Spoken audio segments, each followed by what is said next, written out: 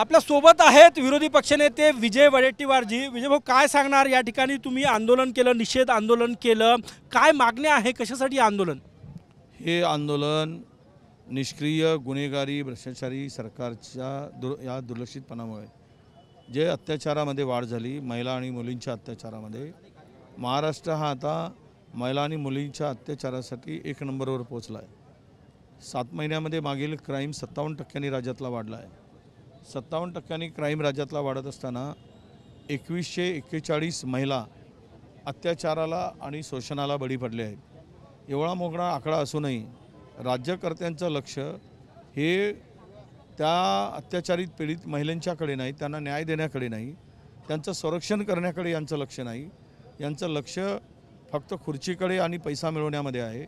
म्हणून या नालायक सरकारला या सगळ्या घटनांच्याकडे लक्ष वेधण्यासाठी, या सरकारचा निषेध करण्यासाठी आम्ही आज पट्टी लावून बसलो आहोत।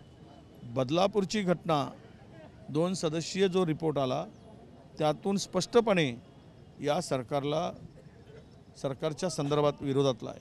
ज्या संस्थांनी दुर्लक्ष केलं आहे, ज्या अधिकाऱ्यांनी दुर्लक्ष केलं आहे, मेडिकल करताना 12 तास लावले गेले, त्या मुलींच्या गुप्तांगाला 1 इंच जखम आहे आणि डॉक्टर म्हणतात की ते सायकल चालवते, ते संस्था चालक म्हणतात ही घटना आमच्या शाळेत घटू शकत नाही। 48 तास लावतात तक्रार देण्यासाठी, प्रकरण दाबण्याचा प्रयत्न केला जातो। मग महाराष्ट्र सुरक्षित आहे का? म्हणून या सुसंस्कृत महाराष्ट्राला आणि लेखीबाळीच्या संरक्षणासाठी जर त्यांचं लक्ष नसेल तर त्याचा निषेध म्हणून आम्ही आज इथे बसलो आहोत। आणि त्या 2 सदस्यीय अहवालानुसार जर कारवाई झाली नाही तर बदलापूरमध्ये आम्ही स्वतः जाऊ आणि तिथेही ठिय्या आंदोलन करू आणि महाराष्ट्रामध्ये पुन्हा अशा घटना घडू नयेत यासाठी शक्ती कायदा जो महाविकास आघाडीने मंजूर केला होता त्या कायद्याची अंमलबजावणीसाठी केंद्राने पुढाकार घ्यावा। राष्ट्रपतीकडे ते सहीसाठी आत्ता आहे असं माहिती मिळाली, तरी त्यांच्याकडून माननीय राष्ट्रपती महोदयाकडून मंजूर करून घ्यावा आणि तो लागू करावा। कायदा कडक केल्याशिवाय गुन्हेगारावर वचक आणि धाक निर्माण होणार नाही। एकीकडे तुमचं महाराष्ट्रभर आंदोलन सुरू आहे महाविकास आघाडीचं, दुसरीकडे भाजपही आंदोलन करत आहेत तुमच्या आंदोलनाच्या विरोधात। उलटा चोर कोतवाल को डाटे, ते म्हणतात की यांचं राजकारण केलं गेलं। अरे नालायकांनो, पश्चिम बंगालमध्ये महिला डॉक्टर अत्याचार झाल्यावर तुम्ही राजकारणच केलात, अनेक घटनांमध्ये तुम्ही राजकारणच केलात। महाराष्ट्रातील महिला सुरक्षित नाही हे वातावरण निर्माण करण्यामध्ये तुमचा सिंहाचा वाटा आहे। तुम्ही काय करताय? एक तुमचा नगराध्यक्ष हा महिला पत्रकारांना सांगतो की तुझ्यावर अत्याचार झाला का, अशा प्रकारची भाषा वापरतो। मात्रे वामन मात्रे कुठे नेऊन ठेवताय महाराष्ट्राला? आणि वरून थोडी लाज वाटायला पाहिजे। कोर्टाने तुमचा गाल लाल होईपर्यंत चपराक मारली की कारवाई करण्यामध्ये दिरंगाई झाली, याकडे दुर्लक्ष झालं, कारवाई योग्य दिशेनं गेली नाही आणि जनता रस्त्यावर उतरल्यावर कारवाई करावी लागली।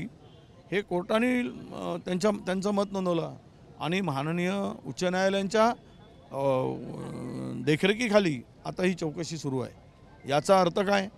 तुम्ही नालायक ठरलात, तुम्ही कारवाई करण्यामध्ये त्या आरोपीला संस्थेला वाचवण्याचा प्रयत्न केलात, हे आता सिद्ध झालेलं आहे। आणि कोणत्या नाकानं कोणत्या तोंडानं तुम्ही प्रति आंदोलन करताय? महाराष्ट्रातील जनता तुम्हाला धुळीत मिळवल्याशिवाय राहणार नाही। अशा प्रकारचे कृत्य जर कराल म्हणजेच ते आंदोलन बलात्काऱ्यांना सहकार्य करण्यासाठी आहे, बलात्काऱ्यांना वाचवण्यासाठी भाजपचं आंदोलन आहे आणि आमचं आंदोलन हे बलात्काऱ्यांवर कारवाईसाठी आहे। हा दोघातला फरक आहे। या निमित्तानं महिलांवरील जे गुन्हे होत आहेत त्याची चर्चा होत आहे महाराष्ट्रभर। सगळे राजकीय पक्ष, काँग्रेस, भाजप सगळे विचार करतील का आगामी विधानसभेत ज्यांच्यावर महिलांवरील गुन्हे आहेत त्यांना तिकीट देणार नाही, असा विचार व्हायला पाहिजे का? राजकीय गुन्हेगारी ही कमी व्हायला पाहिजे या निमित्तानं। राजकीय गुन्हेगारी आणि सरकारच्या ज्या शासक म्हणून ज्यावेळी जनता तुम्हाला विश्वासानं निवडते, हे तर सरकार तर असंविधानिकच आहे। हे खोकेबाज, धोकेबाज, बेईमानांचं सरकार आहे, बेईमानी करून मिळवलेली सत्ता आहे आणि त्यामुळं यांच्याकडून फार अपेक्षा नाही। पण प्रत्येक राजकीय पक्षांनी थोडी गुन्हेगारी बघूनच हा निर्णय घेतला पाहिजे। तो महिलांच्या संदर्भात मात्र फार गांभीर्यानं बघून उमेदवारी दिली पाहिजे।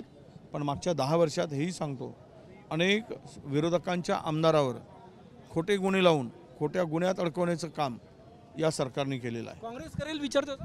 काँग्रेस 100% विचार करेल. खूप खूप धन्यवाद. होते विरोधी पक्षनेते विजय वडेट्टीवार. आगामी काळात राजकीय क्षेत्रातील गुन्हेगारीकरण कमी करण्यासाठी ज्यांच्यावर गुन्हे दाखल आहे त्यांना तिकीट देऊ नये याबाबत काँग्रेसचा सगळ्याच पक्षांनी विचार करावा असं ते म्हणतात.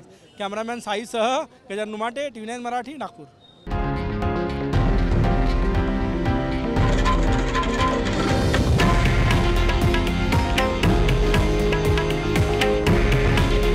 हे आहे देशातील नंबर 1 न्यूज नेटवर्क आणि आपण पाहत आहात TV9 मराठी.